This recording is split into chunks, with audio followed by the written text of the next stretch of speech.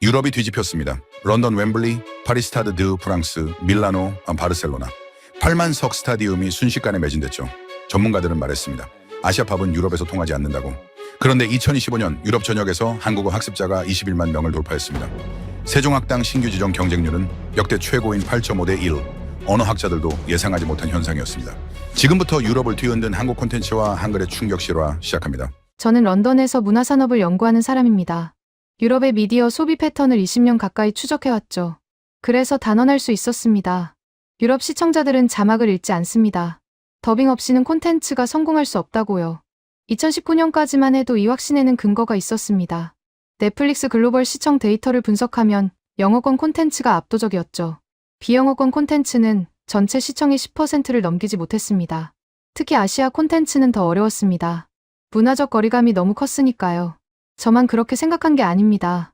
유럽의 방송 편성 담당자들, 스트리밍 플랫폼 큐레이터들, 문화평론가들 모두 같은 의견이었습니다. 아시아 팝 음악이 유럽에서 대중화되는 건 불가능하다. 드라마는 더더욱 어렵다. 수십 년간 유럽 시장을 지배해온 헐리우드와 영국 콘텐츠의 벽은 그만큼 견고했습니다. 그때 저는 베를린의 한 공연장에서 이상한 광경을 목격했습니다. 2019년 스트레이키즈라는 그룹의 유럽 첫 공연이었죠. 3,435석. 작은 규모였습니다. 저는 팬덤 연구 차원에서 그 현장을 관찰하러 갔습니다. 공연장 앞에 줄을 선 사람들. 독일인, 프랑스인, 영국인, 폴란드인. 다양한 국적의 젊은이들이 한국어로 대화를 시도하고 있었습니다. 서툴렀지만 열정적이었죠. 그들의 손에는 한글로 적힌 응원봉 문구가 들려 있었습니다. 저는 속으로 생각했습니다. 일시적인 유행이다. 니치 마켓에 불과하다. 몇 년 지나면 사라질 거라고요. 당시 유럽 전체에서 한국어를 배우는 사람은 얼마나 됐을까요? 세종학당 전 세계 수강생이 연간 10만 명 수준이었습니다. 유럽만 따로 집계하면 훨씬 적었죠. 한국어는 유럽에서 여전히 마이너 언어였습니다. 대학의 동아시아학과에서나 찾아볼 수 있는 전문 영역이었습니다. 제 동료 중 한 명이 말했습니다. 한국 콘텐츠가 유럽에서 주류가 되려면 최소 50년은 걸릴 거야. 일본 애니메이션도 그 정도 시간이 걸렸잖아. 합리적인 분석이었습니다. 문화 확산에는 시간이 필요합니다. 번역 인프라, 현지화 전략, 유통망 구축. 이 모든 과정이 축적되어야 비로소 대중시장에 진입할 수 있으니까요. 그런데 2020년 예상치 못한 변수가 등장했습니다. 전 세계가 집 안에 갇혔습니다. 스트리밍 플랫폼 이용 시간이 폭발적으로 증가했죠. 사람들은 새로운 콘텐츠에 목말라 있었습니다. 저는 그때도 확신했습니다. 이 상황에서 유리한 건 영어권 콘텐츠다. 제작 인프라가 탄탄하니까요. 한국은 내수 시장 중심의 콘텐츠 산업 구조를 가지고 있었습니다. 글로벌 시장을 겨냥한 대규모 투자는 아직 본격화되지 않았죠. 그때 넷플릭스에서 한국 콘텐츠 투자를 대폭 늘린다는 소식이 들려왔습니다. 저는 회의적이었습니다. 플랫폼의 다각화 전략일 뿐이라고 생각했습니다. 유럽 시청자들이 한국 드라마에 반응할 리 없다고요. 저희 분석 보고서에는 이렇게 적혀 있었습니다. 한국 콘텐츠의 유럽 시장 점유율은 5%를 넘기 어려울 것이다. 언어 장벽과 문화적 차이가 결정적인 한계로 작용할 것이다. 그 보고서를 쓴 지 5년이 지났습니다. 지금 저는 그 문서를 볼 때마다 얼굴이 뜨거워집니다. 제가 얼마나 단단한 편견의 벽 안에 갇혀 있었는지 깨닫게 되니까요. 유럽의 문화 소비 지형이 바뀌고 있다는 신호는 이미 곳곳에서 감지되고 있었습니다. 저만 보지 못한 거였죠. 아니, 보고도 무시한 거였습니다. 그게 더 정확한 표현일 겁니다. 2019년의 베를린 공연장. 3,435석의 작은 규모. 그게 시작이었다는 걸 저는 몰랐습니다. 그리고 2025년 같은 그룹이 유럽 투어에서 39만 1천 장의 티켓을 판매하고 6,450만 달러의 수익을 기록했습니다. 6년 만에 100배가 넘는 성장이었죠. 저는 연구자로서 데이터를 다룹니다. 하지만 그 숫자가 의미하는 바를 제대로 읽지 못했습니다. 문화의 흐름을 예측하는 일은 결국 인간의 열망을 이해하는 일이니까요.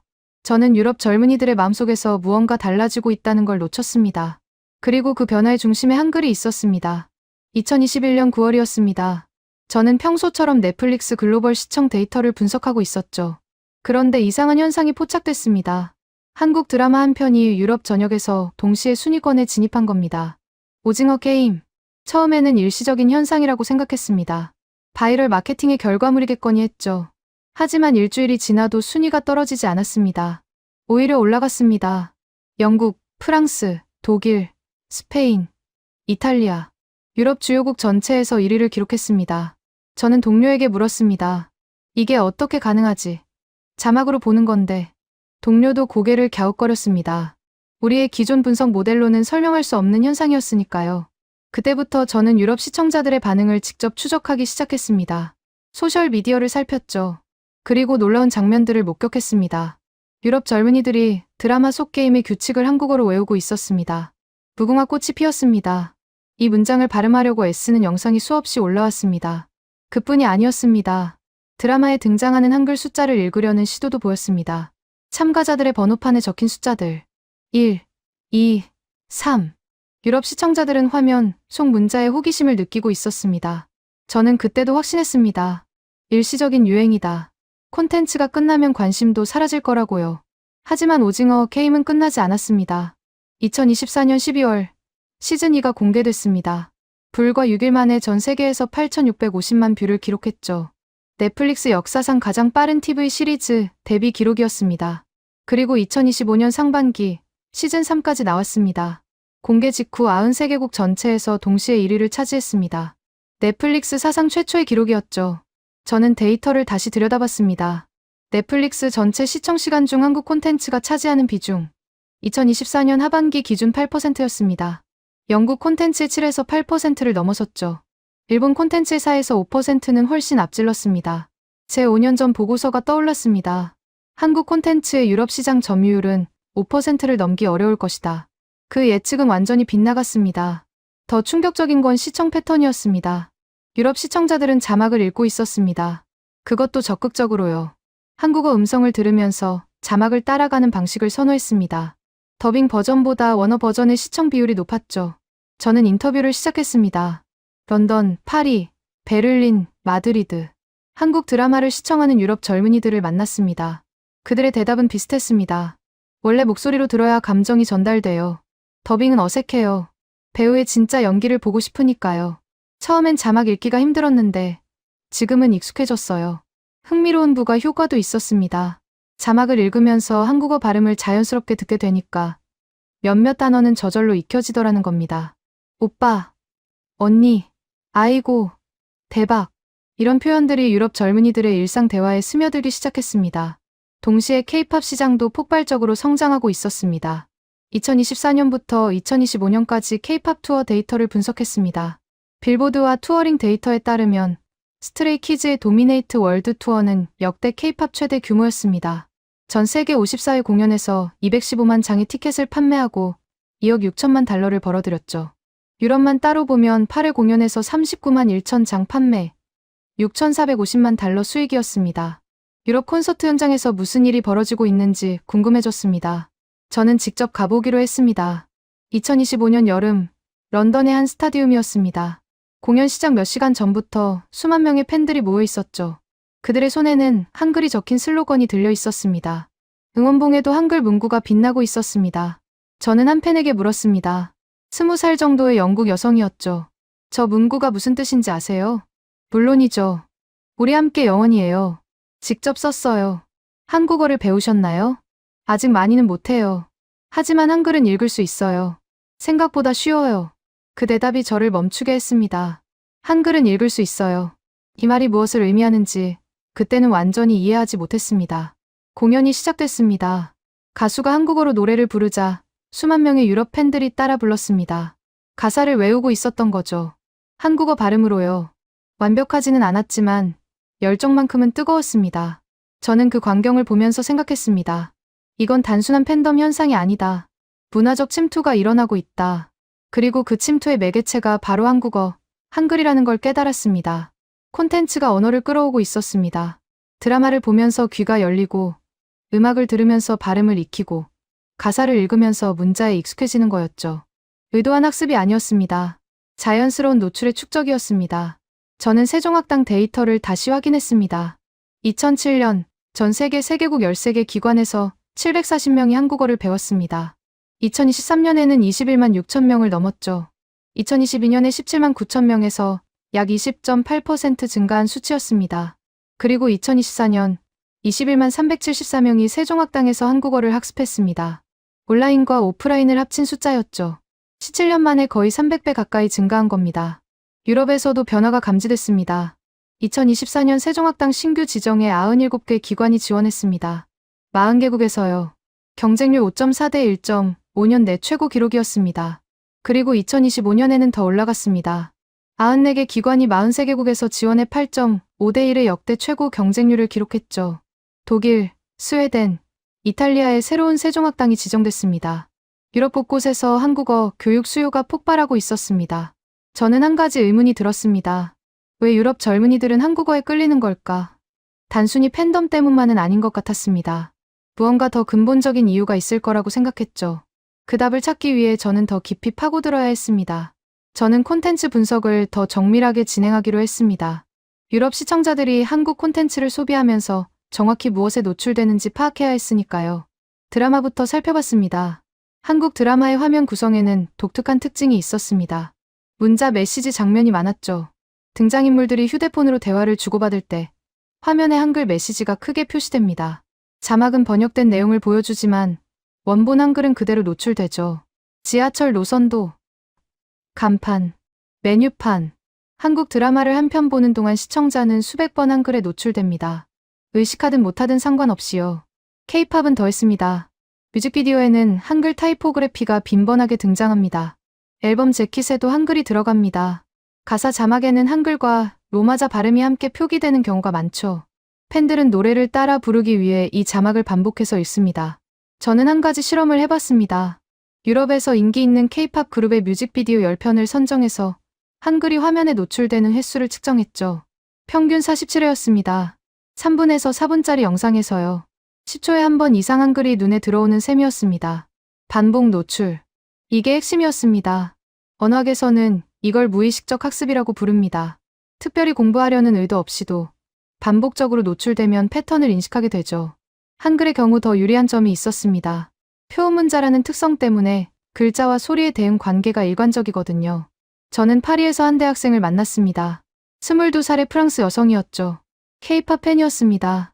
저는 한국어 수업을 들어본 적 없어요. 그런데 한글은 읽을 수 있어요. 어떻게 배우셨어요? 배운 게 아니에요. 그냥 계속 보다 보니까 알게 됐어요. 유튜브에서 가사 영상 보면 한글이랑 발음이 같이 나오잖아요. 그걸 따라 부르다 보니까 자연스럽게요. 그녀는 휴대폰을 꺼내 보여줬습니다. K-팝 가사가 적힌 메모장이었죠.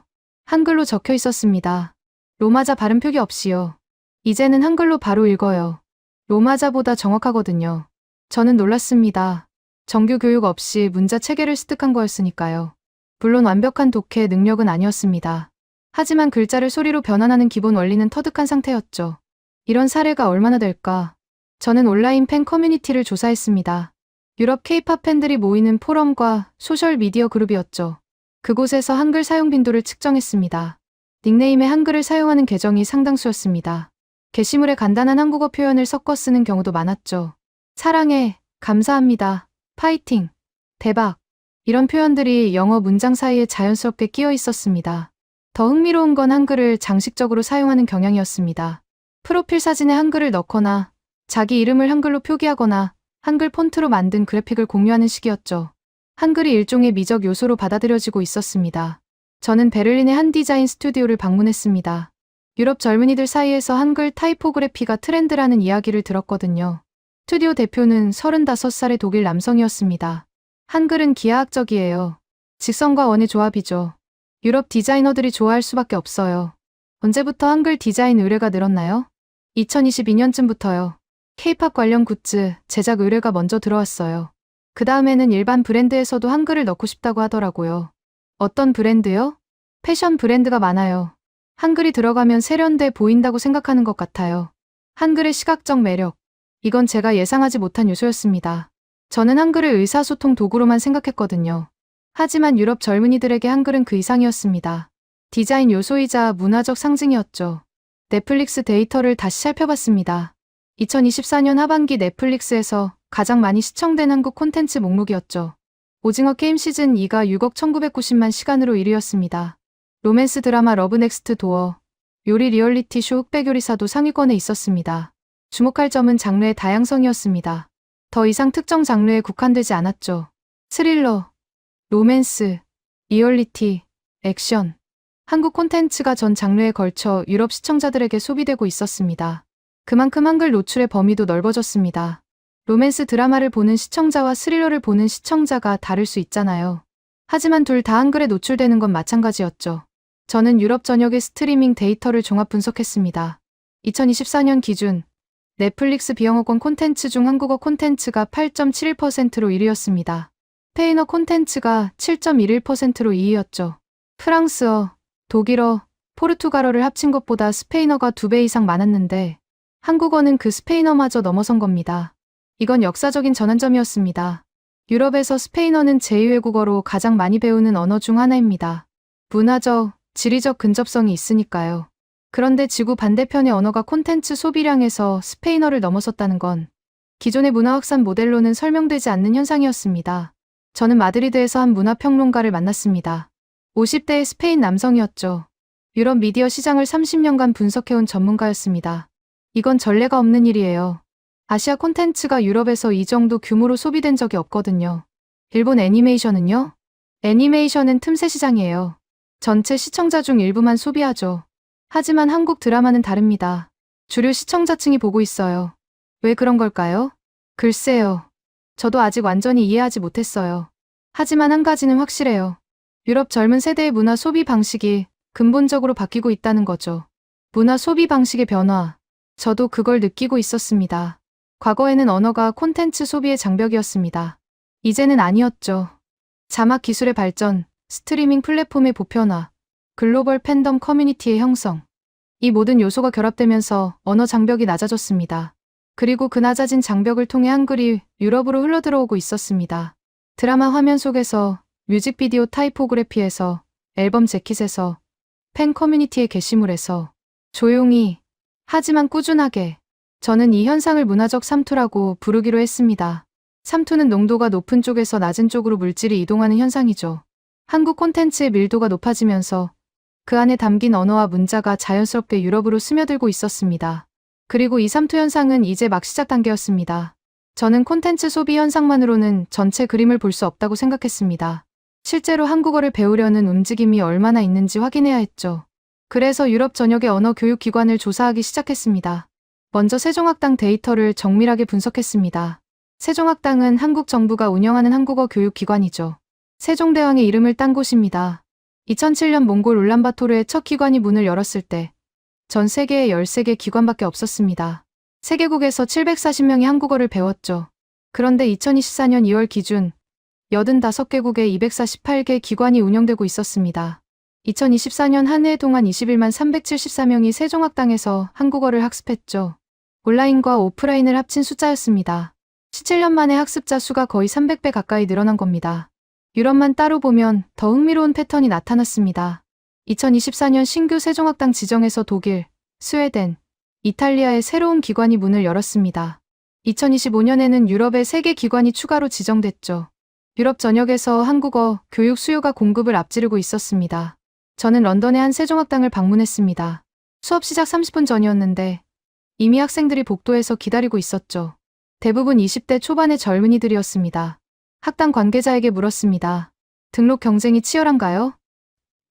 네. 매 학기 등록 시작하면 몇 시간 만에 마감돼요. 대기자 명단이 항상 있죠. 언제부터 이렇게 됐나요? 2020년 이후로 급격히 늘었어요. 특히 2021년 오징어 게임 이후로요. 학생들은 왜 한국어를 배우려고 하나요? 처음에는 K-팝이나 드라마 때문에 오는 경우가 많아요. 하지만 배우다 보면 목표가 바뀌더라고요. 한국 유학을 준비하거나 한국 기업 취업을 목표로 하는 학생들도 있어요. 저는 수업을 참관했습니다. 초급반이었죠.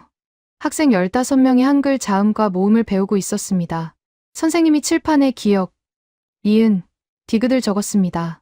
한글은 소리를 그림으로 표현한 문자예요. 기역은 혀가 목구멍을 막는 모양을 본뜬 거죠. 학생들이 따라 썼습니다. 집중력이 대단했습니다. 저는 한 학생에게 물었습니다. 24살의 영국 남성이었죠. 왜 한국어를 배우세요? K-팝 좋아해서 시작했어요. 가사를 이해하고 싶었거든요. 그런데 배우다 보니까 언어 자체가 재미있어요. 어떤 점이요? 한글이요. 진짜 논리적이에요. 영어 알파벳보다 훨씬 체계적이죠. 며칠 만에 읽을 수 있게 됐어요. 한글의 학습 용이성. 이 점이 계속 언급됐습니다. 저는 언어학자들의 연구를 찾아봤습니다. 한글은 15세기에 세종대왕이 창제한 문자입니다. 당시 목표가 명확했죠. 누구나 쉽게 배울 수 있는 문자를 만드는 것이었습니다. 세종대왕은 훈민정음 서문에 이렇게 썼습니다. 슬기로운 사람은 아침나절이 되기 전에 깨우치고 어리석은 사람도 열흘이면 배울 수 있다. 600년 전에 이 말이 21세기 유럽에서 증명되고 있었습니다. 한글은 24개의 기본 글자로 구성됩니다. 14개의 자음과 10개의 모음이죠. 이 글자들이 조합되어 음절 블록을 형성합니다. 글자와 소리의 대응이 일관적이어서 규칙만 익히면 처음 보는 단어도 발음할 수 있습니다. 영어와 비교해보면 차이가 명확합니다. 영어에서 같은 철자가 다른 소리로 발음되는 경우가 얼마나 많습니까? 하지만 한글에서는 그런 불규칙성이 거의 없죠. 저는 밀라노의 한 대학을 방문했습니다. 동아시아학과에서 한국어 강좌를 운영하고 있었죠. 학과장을 만났습니다. 55살의 이탈리아 여성이었습니다. 한국어 수강 신청이 얼마나 늘었나요? 5년 전과 비교하면 3배 이상이에요. 매년 증가 추세죠. 일본어나 중국어와 비교하면요? 일본어는 여전히 수요가 높아요. 하지만 성장률은 한국어가 압도적이에요. 중국어는 오히려 정체 상태고요. 왜 그런 것 같으세요? 문화 콘텐츠의 힘이죠. 학생들이 K-팝, K-드라마를 보면서 한국에 관심을 갖게 돼요. 그리고 한글이 배우기 쉽다는 인식이 퍼져 있어요. 진입 장벽이 낮다고 느끼는 거죠. 진입 장벽이 낮다. 이 표현이 핵심이었습니다. 중국어는 수천 개의 한자를 익혀야 합니다. 일본어도 히라가나, 가타카나에 더의 한자를 배워야 하죠. 하지만 한국어는 한글만 익히면 일단 읽을 수 있습니다. 의미를 모르더라도 소리는 낼 수 있죠.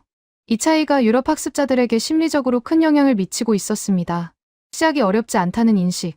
그게 더 많은 사람들을 한국어 학습으로 이끌고 있었죠. 글로벌 언어 학습 시장 데이터를 확인했습니다. 한국어 학습 시장 규모가 2024년 기준 72억 달러였습니다. 그리고 2034년까지 670억 달러로 성장할 것으로 전망됐죠. 연평균 성장률 25.1%. 다른 언어 학습 시장과 비교해도 압도적인 성장세였습니다. 또 다른 데이터도 있었습니다. 전 세계 한국어 학습자가 4천만 명을 넘었다는 보고였죠. 그리고 이 중 72%가 디지털 도구를 통해 학습하고 있었습니다. 앱, 온라인 강좌, 유튜브 영상. 전통적인 교실 수업이 아니라 디지털 플랫폼이 주된 학습 경로였습니다. 저는 언어학습 앱 데이터도 살펴봤습니다. 듀오링고, 맵라이즈 같은 플랫폼에서 한국어 학습자 증가율이 눈에 띄었죠. 특히 18세에서 24세 연령대에서 한국어 선택 비율이 급증했습니다. 유럽에서 한국어는 더 이상 마이너 언어가 아니었습니다. 젊은 세대 사이에서 트렌디한 언어로 자리 잡고 있었죠. 스페인어, 프랑스어, 독일어 같은 전통적인 외국어 선택지와 경쟁하는 수준까지 올라온 겁니다. 저는 프랑크푸르트에서 한 고등학교 교사를 만났습니다. 42의 독일 여성이었죠. 제2외국어 교육을 담당하고 있었습니다. 학생들이 한국어를 배우고 싶어 하나요? 네. 요즘 학생들 사이에서 한국어가 인기예요. 문제는 우리 학교에 한국어 수업이 없다는 거죠. 왜 없나요? 교사가 없어요. 한국어를 가르칠 수 있는 자격을 갖춘 교사가 유럽에 부족해요. 그럼 학생들은 어떻게 하나요? 혼자 배우죠. 앱으로, 유튜브로. 아니면 사설학원을 다니거나요. 수요와 공급의 불균형. 한국어를 배우려는 유럽 젊은이들은 늘어나는데 가르칠 수 있는 인프라는 따라가지 못하고 있었습니다. 세종학당이 확장하고 있지만 수요를 모두 충족시키기에는 역부족이었죠. 한국 정부도 이 상황을 인식하고 있었습니다. 2030년까지 세종학당을 350개 이상으로 확대한다는 계획을 발표했죠. 교사 파견 프로그램도 강화하고 있었습니다. 하지만 폭발적인 수요를 감당하기에는 시간이 필요했습니다. 저는 이 불균형이 오히려 흥미로운 현상을 만들어내고 있다는 걸 발견했습니다. 공식 교육기관이 부족하니까 학습자들이 스스로 대안을 찾고 있었죠. 온라인 커뮤니티에서 서로 가르치고 배우는 문화가 형성됐습니다. 팬덤 내에서 한국어 스터디 그룹이 만들어졌죠. 유럽의 K-팝 팬 커뮤니티에서는 선배 팬이 후배 팬에게 한글을 가르쳐주는 전통이 생겼습니다. 유튜브에는 유럽인이 만든 한국어 학습 콘텐츠가 쏟아지고 있었죠. 공급 부족이 오히려 자발적 학습 생태계를 촉진한 겁니다. 교실 안팎에서 한글이 퍼져나가고 있었습니다. 공식 경로와 비공식 경로가 동시에 작동하면서요. 2025년 8월 15일, 저는 런던 웸블리 스타디움에 있었습니다. 블랙핑크의 데드라인 월드 투어 유럽 마지막 공연이었죠. 8만석이 매진됐습니다. 저는 영구 목적으로 티켓을 구했습니다. 쉽지 않았죠. 발매 시작 몇 분 만에 전 좌석이 사라졌으니까요. 안표 가격은 정가의 10배를 넘었습니다. 저는 운 좋게 정가에 구할 수 있었습니다. 스타디움 입구에 도착했을 때 이미 수만 명의 팬들이 모여 있었습니다. 공연 시작 6시간 전이었는데도요. 그들의 손에는 한글 슬로건이 들려 있었습니다. 분홍색과 검은색 응원봉이 햇빛에 반짝였죠. 저는 군중속을 걸었습니다. 곳곳에서 한국어가 들려왔습니다. 완벽한 발음은 아니었지만 열정적이었죠. 영국인, 프랑스인, 독일인, 스페인인, 이탈리아인, 다양한 국적의 젊은이들이 한국어로 소통하고 있었습니다. 한 무리의 팬들이 원을 그리고 서서 노래를 부르고 있었습니다. 블랙핑크의 히트곡이었죠. 가사 전체를 한국어로 부르고 있었습니다. 저는 그 옆에 서서 지켜봤습니다. 노래가 끝나자 한 팬이 제게 말을 걸었습니다. 21살의 프랑스 여성이었죠. 혹시 한국분이세요? 아니요. 영국에서 연구하는 사람이에요. 아, 그렇군요. 저희 발음 어땠어요? 인상적이었어요. 한국어 수업 들으셨나요? 아니요. 그냥 노래 따라 부르면서 배웠어요. 한글 읽는 법은 유튜브로 익혔고요. 유튜브로 한글을 익혔다. 이 말이 자꾸 반복됐습니다. 정규 교육 없이 독학으로 콘텐츠 소비를 통해 새로운 학습 경로가 형성되고 있었습니다. 공연장 안으로 들어갔습니다. 8만 개의 좌석이 빼곡히 차 있었죠. 무대에서 조명이 번쩍이자 함성이 터져 나왔습니다. 귀가 먹먹할 정도였습니다. 블랙핑크가 등장했습니다. 첫 곡은 킬 디스 러브였죠. 수만 명의 팬들이 동시에 한국어 가사를 따라 불렀습니다. 스타디움 전체가 진동했습니다. 저는 그 순간을 녹화했습니다. 나중에 분석하기 위해서였죠.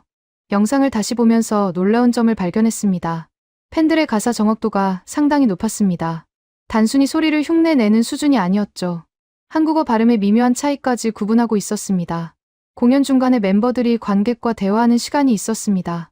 영어로 진행됐지만 중간중간 한국어 표현이 섞였죠. 팬들은 그 한국어에 즉각적으로 반응했습니다. 이해하고 있었던 겁니다. 로제가 말했습니다. 사랑해요, 런던. 8만 명이 동시에 대답했습니다. 사랑해요. 그 순간 저는 전율을 느꼈습니다. 8만 명의 유럽인이 한국어로 사랑을 외치고 있었습니다. 웸블리 스타디움에서요. K-팝 걸그룹 최초의 웸블리 헤드라이너 공연이었습니다. 저는 옆자리에 앉은 사람에게 물었습니다. 18살의 영국 남성이었죠. 한국어 할 줄 아세요? 조금요. 기본적인 표현들은 알아요. 어디서 배웠어요? 블랙핑크 덕분이에요. 노래 가사 외우다 보니까 자연스럽게요. 한글도 읽을 수 있어요. 언제부터 팬이었어요? 2019년부터요. 처음엔 음악만 좋았는데 지금은 한국 문화 전체에 관심 있어요. 한국 가보고 싶어요. 음악이 언어로, 언어가 문화로, 문화가 여행으로 관심의 확장이 일어나고 있었습니다. 공연이 끝나고 스타디움을 빠져나왔습니다. 밤 11시가 넘었는데도 팬들은 떠나지 않았습니다. 335 모여서 공연 이야기를 나누고 있었죠. 한국어 단어들이 영어 대화 사이사이에 섞여 들렸습니다. 저는 그날 밤 호텔에서 데이터를 정리했습니다. 블랙핑크 데드라인 월드 투어의 유럽 일정을 살펴봤죠. 파리 스타드 드 프랑스 8만석, 밀라노 5만석, 바르셀로나 5만석, 런던 웸블리 8만석, 유럽 4개 도시에서 총 26만석 이상이 매진됐습니다. 그리고 이건 블랙핑크만의 이야기가 아니었습니다. 같은 해 스트레이키즈는 유럽 8개 도시에서 39만 1천 장의 티켓을 판매했죠. 6,450만 달러의 수익을 올렸습니다. 2019년 베를린 공연의 3,435석과 비교하면 100배가 넘는 성장이었습니다. 빌보드 데이터를 확인했습니다. 2024년 10월부터 2025년 9월까지 K-팝 투어 수익 상위권 목록이었죠. 유럽과 북미에서 열린 투어들이 줄줄이 올라 있었습니다. 수천만 달러에서 수억 달러 규모의 매출이었습니다. 저는 공연 산업 분석가에게 연락했습니다. 런던에서 활동하는 45살의 영국 남성이었죠. K-팝이 유럽 공연 시장에서 어느 정도 위치인가요? 이제 주류예요. 몇 년 전만 해도 틈새 시장이었는데 지금은 완전히 달라졌죠. 언제부터 변화가 시작됐나요? 2022년쯤부터 눈에 띄게 커졌어요. BTS가 물꼬를 텄고 블랙핑크가 확장했고 스트레이 키즈 같은 그룹들이 뒤를 이었죠. 스타디움 투어가 가능한 K-팝 그룹이 몇이나 되나요? 지금은 대여섯 팀은 확실히 가능해요. 그리고 그 숫자가 계속 늘고 있죠. 저는 이 현상의 의미를 곱씹었습니다. 스타디움 투어는 아무나 할 수 있는 게 아닙니다. 수만 석을 채울 수 있는 팬층이 있어야 하죠. 그런 팬층이 유럽에 형성됐다는 건 K-팝이 더 이상 소수의 취향이 아니라는 뜻이었습니다. 그리고 그 팬들은 한국어에 노출되고 있었습니다. 공연장에서, 뮤직비디오에서, 앨범에서, 소셜미디어에서 한글을 읽고 한국어를 따라 부르고 한국어 표현을 일상에서 사용하고 있었죠. 저는 웸블리 공연장에서 목격한 장면을 떠올렸습니다. 8만 명이 한국어로 사랑해요를 외치던 순간, 그건 단순한 팬덤 행위가 아니었습니다. 문화적 수용의 증거였죠. 유럽 젊은 세대가 한국 문화를, 한국어를, 한글을 자신들의 일부로 받아들이고 있다는 신호였습니다. 저는 5년 전 제가 썼던 보고서를 다시 떠올렸습니다. 아시아 팝은 유럽에서 통하지 않는다. 언어 장벽을 넘을 수 없다. 그 모든 예측이 틀렸습니다. 제가 장벽이라고 생각했던 것은 장벽이 아니었습니다. 그건 문이었습니다. 그리고 그 문이 활짝 열렸습니다. K-팝은 그 문을 여는 열쇠였습니다. 음악이 먼저 유럽 젊은이들의 귀를 열었고, 그 다음에 눈이 열렸고, 이제 입이 열리고 있었습니다. 한국어로 노래하고, 한국어로 대화하고, 한국어로 감정을 표현하는 유럽 젊은 세대가 등장한 겁니다. 저는 그날 밤 연구 노트에 이렇게 적었습니다. 웸블리에서 8만 명의 한국어 합창을 들었다. 더 이상 의심의 여지가 없다. 한글이 유럽에 상륙했다. 웸블리 공연 이후 며칠간 저는 유럽 미디어의 반응을 추적했습니다. 예상대로 기사가 쏟아졌죠. 하지만 기사의 톤이 달라져 있었습니다. 몇 년 전만 해도 K-팝 관련 기사는 호기심 어린 시선이었습니다. 이국적인 현상을 소개하는 시기였죠. 이번에는 달랐습니다. 진지한 분석 기사들이 나왔습니다. K-팝이 유럽 음악 시장에 미치는 영향, 한국 콘텐츠 산업의 경쟁력, 한류의 경제적 파급 효과, 더 이상 신기한 유행이 아니라 산업적 현상으로 다루고 있었습니다. 영국의 한 일간지는 이렇게 썼습니다. 한국 엔터테인먼트가 글로벌 음악 산업의 판도를 바꾸고 있다. 유럽도 예외가 아니다. 프랑스의 한 경제지는 분석했습니다. 넷플릭스가 한국 콘텐츠에 25억 달러를 투자하는 이유를 이해하려면 유럽 시청자들의 소비 패턴을 봐야 한다. 저는 이 변화가 단순히 언론의 관심 증가만은 아니라는 걸 알았습니다. 실질적인 산업 구조 변화가 일어나고 있었죠. 먼저 스트리밍 플랫폼의 움직임을 살펴봤습니다.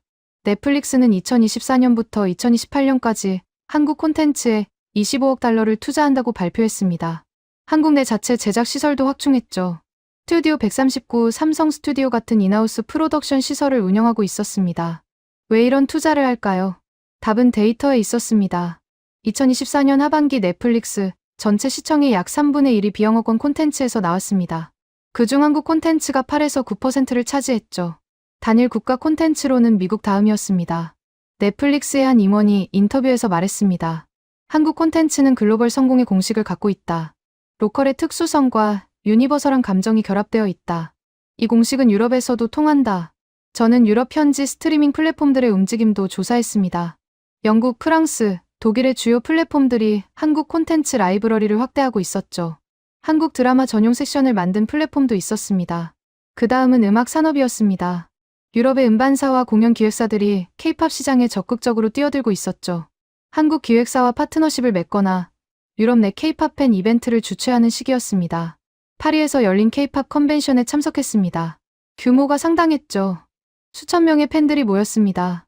부스마다 한국 관련 상품이 진열되어 있었습니다. 앨범, 굿즈, 의류, 화장품, 그리고 한국어 학습 교재도 있었습니다. 컨벤션 주최자를 만났습니다. 38살의 프랑스 남성이었죠. 이 행사가 언제부터 시작됐나요? 2018년에 처음 열었어요. 그때는 참가자가 500명 정도였죠. 지금은요? 5,000명 넘어요. 매년 2배씩 성장했어요. 수익 모델은 뭔가요? 입장료, 부스 대여, 스폰서십이요. 한국 기업들이 스폰서로 많이 참여해요. 화장품 브랜드, 식품 브랜드, 관광청도요. 한국 기업들의 유럽 마케팅 전략에 K-팝이 활용되고 있었습니다. K-팝 팬층은 곧 한국 제품의 잠재 소비자였으니까요. 저는 유럽 내 한국 기업들의 마케팅 담당자에게 연락했습니다. 한 화장품 브랜드의 유럽 지사 담당자였죠. 40살의 한국 여성이었습니다. 유럽 시장에서 한류 효과를 체감하시나요? 당연하죠. K-팝 팬들이 한국 화장품에 관심을 갖는 경우가 많아요. 아이돌이 쓰는 제품을 찾거든요. 매출에 영향이 있나요? 상당해요. 특히 젊은 층에서요. 한국 제품이라는 게 프리미엄으로 작용해요. 한글이 마케팅에 활용되나요? 네. 패키지에 한글을 넣으면 반응이 좋아요. 세련돼 보인다고 하더라고요. 한글이 마케팅 요소로 활용되고 있었습니다. 한글 자체가 브랜드 이미지를 높이는 역할을 하고 있었죠. 5년 전만 해도 상상하기 어려운 일이었습니다. 교육 산업도 움직이고 있었습니다. 유럽의 언어학습 플랫폼들이 한국어 코스를 강화하고 있었죠. 듀오링고, 바벨, 맵라이즈 같은 앱들이 한국어 콘텐츠를 확대했습니다. 한 언어 학습 앱의 유럽 담당자를 인터뷰했습니다. 35살의 독일 남성이었죠. 한국어 코스 수강생이 얼마나 늘었나요? 지난 3년간 200% 이상 증가했어요. 어떤 연령대가 많나요? 18세에서 24세가 압도적이에요. 그 다음이 25세에서 34세고요. 왜 한국어를 선택한다고 생각하세요? 설문조사를 해봤는데 K-팝과 K-드라마가 1순위였어요. 문화 콘텐츠가 학습 동기를 만들어주는 거죠. 문화 콘텐츠가 학습 동기를 만든다. 이 문장이 핵심이었습니다. 전통적인 언어 학습은 실용적 필요에서 시작됩니다. 취업, 유학, 비즈니스. 하지만 한국어 학습의 동기는 달랐습니다. 좋아하는 콘텐츠를 더 깊이 이해하고 싶다는 열망이었죠. 이건 학습의 지속성에도 영향을 미쳤습니다. 실용적 목적으로 시작한 학습은 목적이 달성되면 중단되기 쉽습니다. 하지만 열정에서 시작한 학습은 다릅니다. 좋아하는 콘텐츠가 계속 나오는 한 학습 동기도 유지되니까요. 저는 한국어 능력 시험, 토픽 데이터도 확인했습니다. 1997년 첫 시험에서 응시자는 2274명이었습니다. 2019년에는 37만 5871명으로 늘었죠. 2020년 코로나 팬데믹으로 21만 8869명까지 줄었다가 2021년부터 다시 증가해 2023년에는 41만 7800명을 기록했습니다. 특히 주목할 점은 해외 응시자의 증가였습니다. 한국 정부는 해외 토픽 시험 횟수를 연간 4회에서 최대 8회로 늘리기로 했습니다. 유럽과 아시아에서 5월과 11월에도 시험을 치를 수 있게 됐죠. 수요가 공급을 앞지르고 있었기 때문입니다. 유럽의 대학들도 반응하고 있었습니다.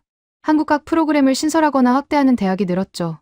기존의 동아시아학과 내에서 일본이나 중국에 밀려있던 한국어가 독립전공으로 분리되는 경우도 있었습니다. 런던의 한 대학에서 한국학 프로그램을 담당하는 교수를 만났습니다. 50살의 영국 여성이었죠. 한국학 전공 지원자가 늘었나요? 급증했어요. 5년 전과 비교하면 3배예요. 왜 그런 것 같으세요? K-팝, K-드라마의 영향이 크죠. 하지만 그것만은 아니에요. 다른 요인이 있나요? 한국 경제의 위상이 높아졌어요. 삼성, 현대, LG, 유럽에서 한국 기업들의 존재감이 커졌죠. 한국어를 배우면 취업에 유리하다는 인식이 생겼어요. 문화와 경제가 결합되고 있었습니다. K-팝이 관심을 끌고 드라마가 친숙함을 만들고 기업의 존재감이 실용성을 더하는 구조였죠. 세 가지 요소가 맞물리면서 한국어 학습의 가치가 높아지고 있었습니다. 저는 이 현상을 관찰하면서 묘한 감정을 느꼈습니다. 5년 전 제가 단언했던 예측들이 하나하나 무너지고 있었으니까요. 하지만 그 감정은 불쾌함이 아니었습니다. 오히려 경외감에 가까웠죠. 문화의 힘을 과소평가했던 겁니다.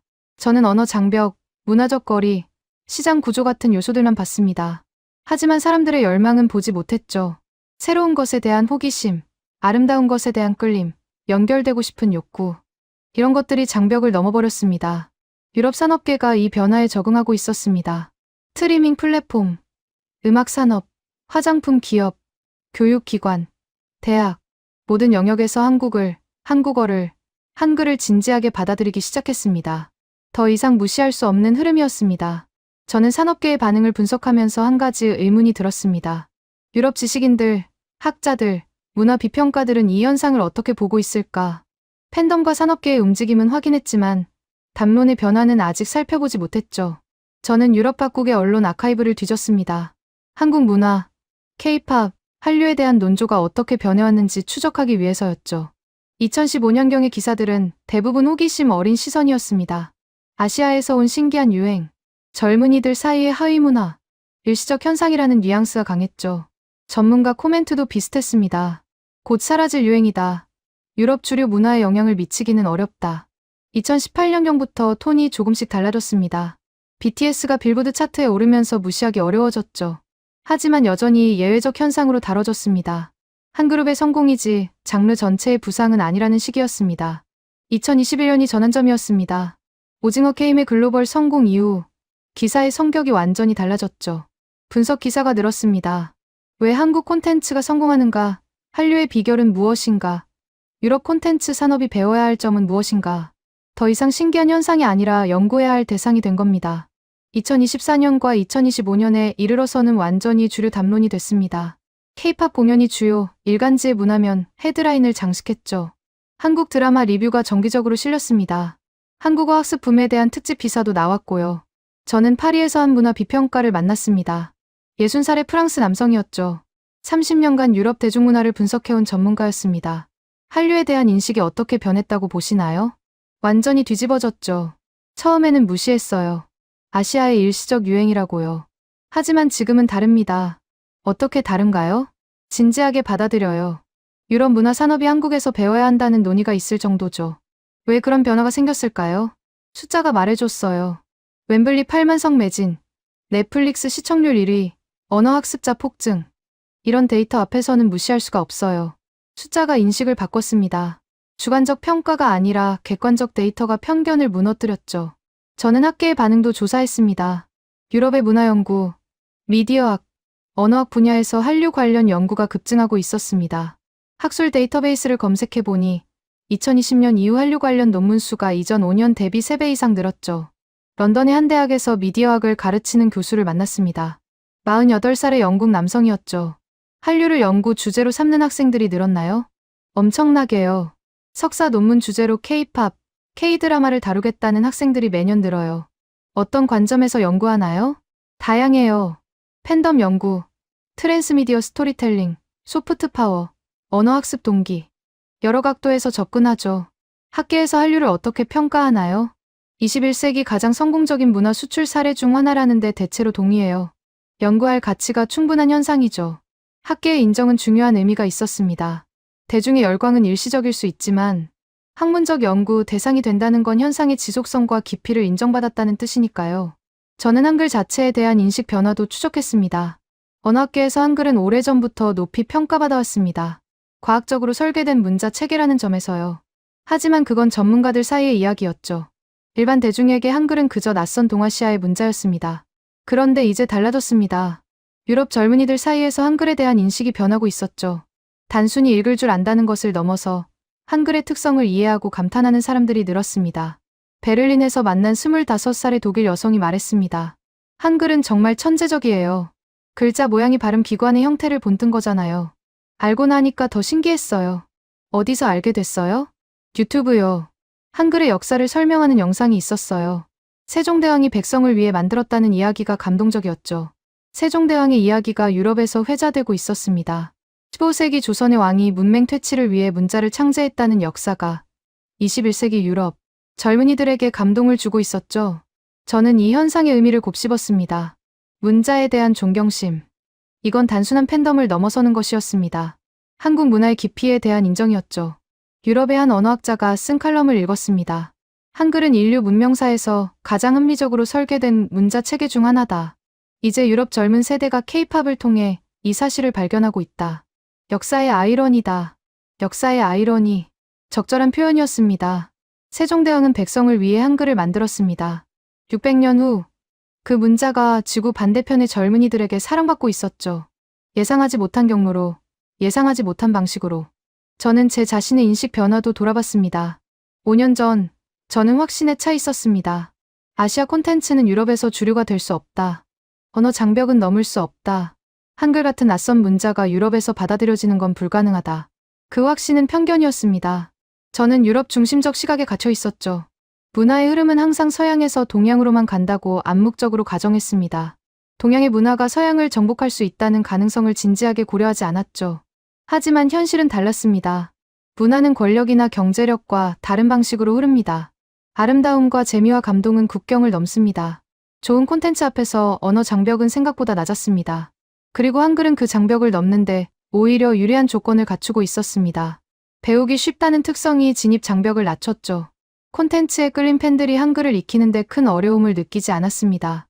마드리드에서 만난 문화평론가의 말이 떠올랐습니다. 저도 틀렸어요. 한국 콘텐츠가 유럽에서 이 정도로 성공할 줄 몰랐죠. 하지만 틀린 게 기쁩니다. 문화의 다양성이 확대되는 건 좋은 일이니까요. 틀린 게 기쁘다. 저도 같은 심정이었습니다. 제 예측이 빗나간 건 부끄러운 일이지만 그 결과가 나쁘지 않았으니까요. 유럽 젊은이들이 새로운 문화와 언어에 열린 태도를 보이는 건 희망적인 일이었습니다. 저는 연구 노트에 이렇게 적었습니다. 인식의 전환이 일어나고 있다. 유럽의 미디어, 학계, 산업계, 그리고 나 자신까지. 한국 문화와 한글에 대한 편견이 무너지고 있다. 이건 단순한 유행이 아니다. 구조적 변화다. 2026년 3월, 저는 런던의 연구실에서 이 보고서를 마무리하고 있습니다. 창밖으로 봄비가 내리고 있죠. 지난 2년간의 연구를 정리하면서 저는 처음 이 주제를 접했을 때와 지금이 얼마나 달라졌는지 실감합니다. 2019년 베를린의 작은 공연장에서 시작된 이야기였습니다. 3,435석의 K-팝 공연을 관찰하러 갔던 저는 일시적 유행이라고 단정했죠. 하지만 6년이 지난 지금 같은 그룹이 유럽에서 39만 장의 티켓을 판매하고 K-팝 걸그룹이 웸블리 스타디움을 매진시키는 시대가 됐습니다. 숫자만 변한 게 아닙니다. 질적인 변화가 일어났습니다. 저는 마지막 현장 조사를 위해 파리로 갔습니다. 세종학당 파리 지부를 방문하기 위해서였죠. 아침 9시에 도착했는데 이미 수강생들이 복도에서 대화를 나누고 있었습니다. 프랑스어와 한국어가 섞인 대화였죠. 학당장을 만났습니다. 52살의 한국 여성이었습니다. 유럽에서 한국어 교육이 어떻게 변하고 있다고 보시나요? 완전히 달라졌어요. 예전에는 한국에 특별한 연고가 있는 사람들이 왔어요. 교포 2세, 한국인과 결혼한 사람, 한국 기업에 취직한 사람. 지금은 달라요. 어떤 사람들이 오나요? 그냥 한국이 좋아서 오는 사람들이요. 드라마 보다가, 음악 듣다가, 한국 음식 먹다가. 그렇게 관심이 생겨서 언어까지 배우러 오는 거예요. 동기가 달라졌군요. 네. 그리고 그게 학습 태도에도 영향을 미쳐요. 열정이 다르거든요. 좋아서 하는 공부니까요. 좋아서 하는 공부. 이 표현이 핵심이었습니다. 의무감이나 실용적 필요가 아니라 순수한 호감에서 시작된 학습. 그런 학습자들이 유럽 전역에서 늘어나고 있었습니다. 저는 수업을 참관했습니다. 중급반이었죠. 학생 12명이 한국어로 토론을 하고 있었습니다. 주제는 한국 드라마에 나타난 가족 관계였죠. 학생들의 한국어 실력이 상당했습니다. 문법적 오류는 있었지만 의사소통에는 문제가 없었죠. 수업이 끝나고 한 학생과 이야기를 나눴습니다. 26살의 프랑스 남성이었죠. 한국어를 얼마나 배우셨어요? 3년째예요. 왜 시작하셨어요? K-드라마요. 자막 없이 보고 싶었어요. 지금은 가능한가요? 완벽하진 않지만 대충은 알아들어요. 자막 없이 보는 재미가 있어요.